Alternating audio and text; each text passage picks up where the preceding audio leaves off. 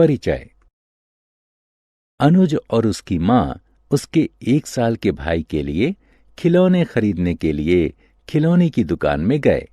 अनुज ने अपने आप को विभिन्न तरह और आकार के खिलौनों से घिरा हुआ पाया। कुछ खिलौने गोल थे तो कुछ चौकोर, कुछ खिलौने वर्गाकार थे तो कुछ अंडाकार थे।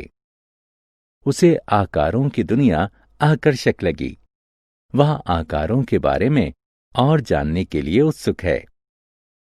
आकारों के अध्ययन को ज्यामिति कहते हैं। इस पाठ में हम आकारों के बारे में विस्तार से जानेंगे। आओ सीखें। रेखा, रेखाखंड और किरण को परिभाषित करना। रेखाखंड को मापना। वृत्त बनाना। प्रतिबिंब को परिभाषित करना। सरकने, पलटने और घूमने के बीच विभेद करना। किसी वस्तु के समतल, उन्नत और पृष्ठ दृश्य के बीच विभेद करना। रेखा, रेखाखंड और किरण। रेखा किसी सीधे पथ पर बिंदुओं का समूह होती है।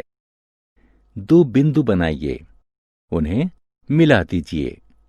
इसका परिणाम एक सीधी रेखा होगी। रेखा में कोई अंत बिंदु नहीं होता। ये दोनों सिरों की तरफ अनंत दूरी तक बढ़ाई जा सकती हैं।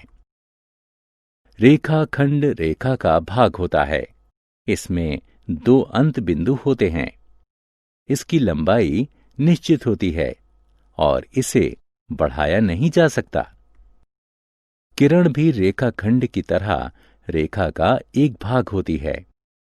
हालांकि इसमें सिर्फ एक अंत बिंदु होता है, अतः इसे एक सिरे की तरफ अनंत दूरी तक बढ़ाया जा सकता है। किरण का सबसे प्रचलित उदाहरण है सूर्य की किरणें।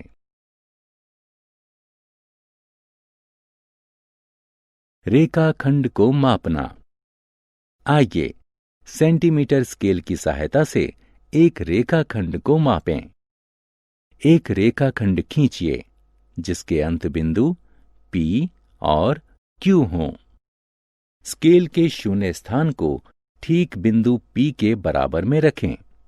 देखिए कि बिंदु Q स्केल की किस संख्या के सामने है। Q संख्या 6 के सामने है। संख्या 0 और 6 के बीच 6 सेंटीमीटर की दूरी है। इसका अर्थ है कि रेखाखंड PQ की लंबाई 6 सेंटीमीटर है। वृत्त। यहां बहुत सी वस्तुएं हैं। एक चूड़ी, एक पहिया, एक फ्रिज, एक बिस्किट और एक पिज्जा। इन सभी में एक चीज सामान्य है और वो चीज है इनका आकार।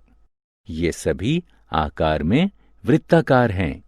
इनमें से प्रत्येक वस्तु एक वृत्त है। वृत्त का निर्माण।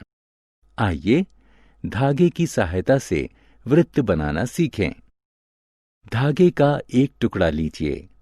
धागे का एक सिरा अपनी नोटबुक से चिपका दीजिए। धागे का दूसरा सिरा पकड़ लीजिए और फिर सिरे के चारों तरफ पेंसिल के साथ घुमाइए। देखिए, वृत्त बन गया। स्थिर सिरा वृत्त का केंद्र है। केंद्र से वृत्त की परिधि तक धागे की लंबाई वृत्त की त्रिज्या है। आकारों को बिछाना या चौपड़ बनाना।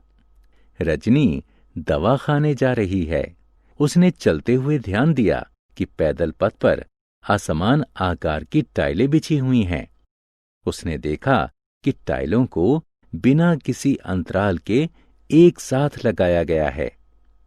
इतना ही नहीं, टाइलें एक दूसरे को आच्छादित यानी ओवरलैप भी नहीं कर रही हैं। टाइलें एक चौपड़ बना रही हैं। चौपड़ ज्यामिति आकारों के आवर्ती प्रयोगों से बनाई गई ऐसी द्विविमीय आकृति है जिसमें आकारों के बीच कोई अंतराल या आच्छादन नहीं रहता। घन और घनाभ का जाल बनाना। त्रिविमीय आकार का एक जाल एक ऐसी व्यवस्था है जिसे समान किनारों पर मोड़ने से एक त्रिविमीय वस्तु प्राप्त होती है। यहाँ पर कुछ जाल दर्शाए गए हैं।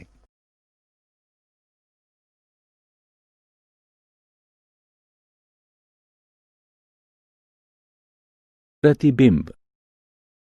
जब आप दर्पण के सामने खड़े होते हैं तो आप दर्पण में अपना प्रतिबिंब देखते हैं। आप वस्तु हैं और प्रतिबिंब छवि है। प्रतिबिंब के बारे में कुछ मनोरंजक जानकारियां निम्न हैं।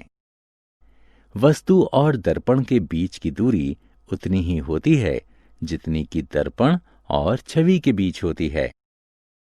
वस्तु और छवि का माप और आकार बिल्कुल समान होता है।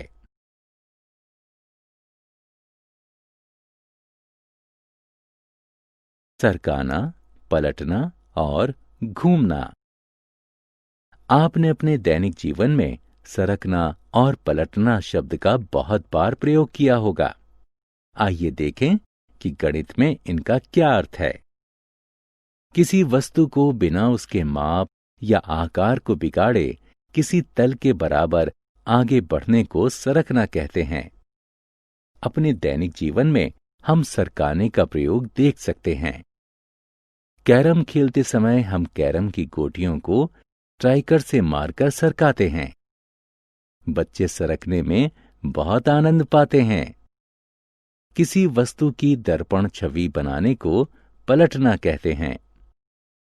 अपने दैनिक जीवन में हम पलटने की कई घटनाओं से परिचित होते हैं। उदाहरण स्वरूप, हमारा दाहिना हाथ हमारे बाएं हाथ की दर्पण छवि होता है। इसलिए यदि हम अपने बाएं हाथ को पलट दें तो हमें हमारा दायां हाथ मिल जाएगा। इसी प्रकार दाएं पैर की चप्पल बाएं पैर की चप्पल की दर्पण छवि होती है। सरकने या पलटने से वस्तु का माप या आकार नहीं बदलते।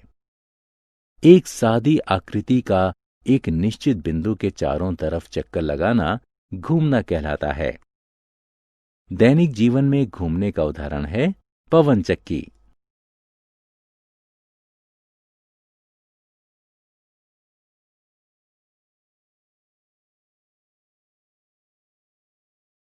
समतल, उन्नत और पृष्ठ दृश्य। किसी वस्तु का ऊपर से देखा गया दृश्य उसका समतल दृश्य कहलाता है। किसी वस्तु का सामने से देखा गया दृश्य उसका उन्नत दृश्य कहलाता है। किसी वस्तु का बगल से देखा गया दृश्य उसका पृष्ठ दृश्य कहलाता है। इस अलमारी को देखिए, यह अलमारी का समतल दृश्य है। ये उन्नत दृश्य है और यह पृष्ठ दृश्य है।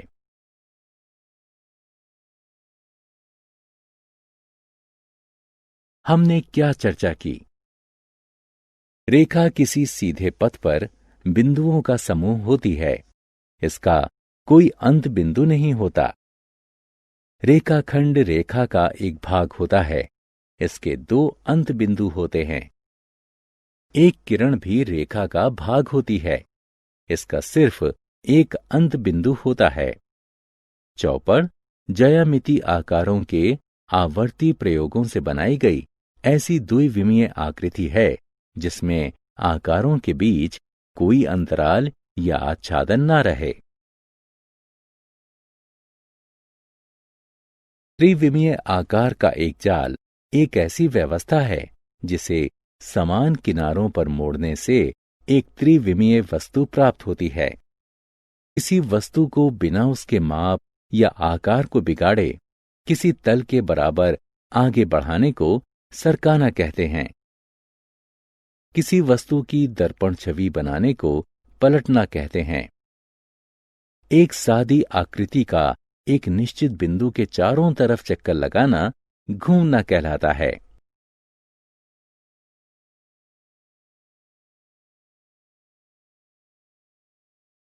किसी वस्तु को दिखाना ऊपर से समतल दृश्य कहलाता है। सामने से उन्नत दृश्य कहलाता है। बगल से पृष्ठ दृश्य कहलाता है।